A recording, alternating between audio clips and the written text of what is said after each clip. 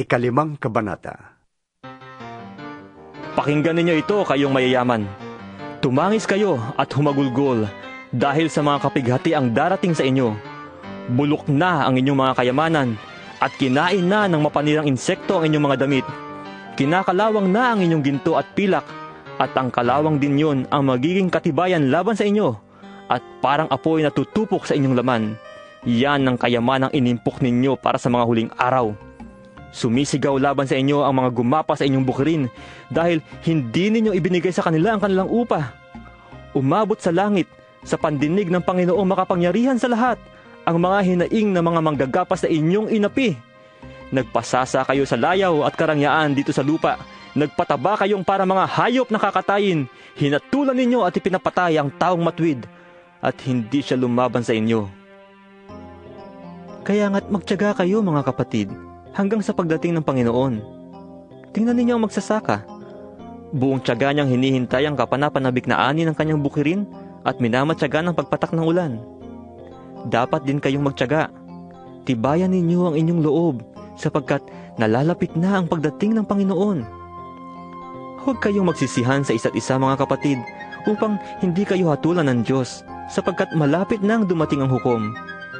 Mga kapatid, tularan ninyo ang mga propetang nasalita sa ngalan ng Panginoon. Buong tiyaga silang nagtiis ng kahirapan. Sinasabi nating mapalad ang mga nagtitiyaga at nagtitiis. Narinig na ninyo ang tungkol sa pagtitiis ni Job at ang ginawa sa kanya ng Panginoon sa bandang huli. Talagang napakabuti at tunay na mahabagin ng Panginoon. Ngunit higit sa lahat, mga kapatid, huwag na kayong manunumpa. Huwag ninyong sabihing, saksi ko ang langit, o saksi ko ang lupa, o saksi ko ang ano paman. Sapat nang sabihin ninyo, oo, kung oo, at hindi kung hindi, upang hindi kayo hatulan ng Diyos. Nahihirapan ba ang sino man sa inyo? Manalangin siya. Nagagalak ba ang sino man? Umawit siya ng papuri sa Diyos. Mayroon bang may sakit sa inyo? Ipatawag niya ang mga pinuno ng iglesia upang ipanalangin siya at pahiran ng langis sa ngalan ng Panginoon.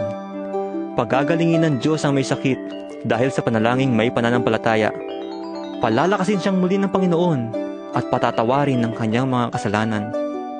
Kaya nga, ipagtapat ninyo sa inyong mga kapatid ang inyong mga kasalanan at ipanalangin ninyo ang isa't isa upang kayo'y gumaling. Malaki ang nagagawa ng panalangin ng taong matwid. Si Elias ay taong tulad din natin.